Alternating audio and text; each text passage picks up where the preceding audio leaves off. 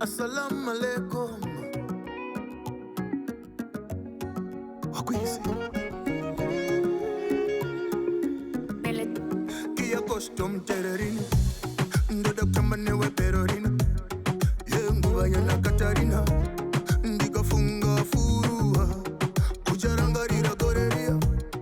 Kumaroro kumatorofia Pamzoro pekomoria Taitamba furua Furua, furua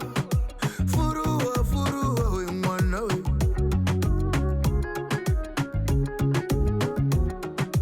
Furua, furua Furua, furua we mwana we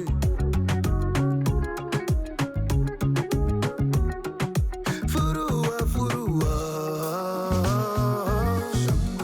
Kana usipo madeko Ndenga ndiri mtirongo Unoita zeruara mama Ndikati huya timbodaiso Unoita kakuwa mamoyo Ndokupazo mno Pani nenge ndakona Ndiro donzorambu Pauno notsoka Handiko vimbise dengare chinomwe Unondiwana ndasama Ndokupazo mno Pani nenge ndakona Manondo mutambire mweni Mumuzidza kuna mwenda mberi Moti baba chimandarachi Ndakachiwana kure kure Manondo mutambire mweni Mumuzidza kuna mwenda mberi Moti baba chimandarachi Ndakachiwana kure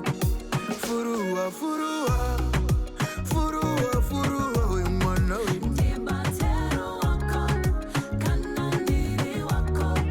Furua, furua Furua, furua we mwana we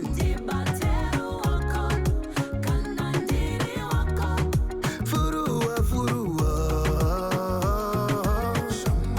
Kana usipo madeko Ndenga ndiri mtirongo Unoita zeruara mama Ndikati huya timbodaiso Unoita kakuwa mamoyo Kuyenda mberi mudiwa kwa ndiremera Ndengwada kuti dai wango buda pachana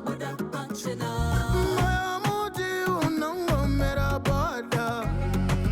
Tangachidanana Mira ndimbo flow like a fish na the water Straight to the point, babe, and the dish kupota Girl, you got nose and the shivers and the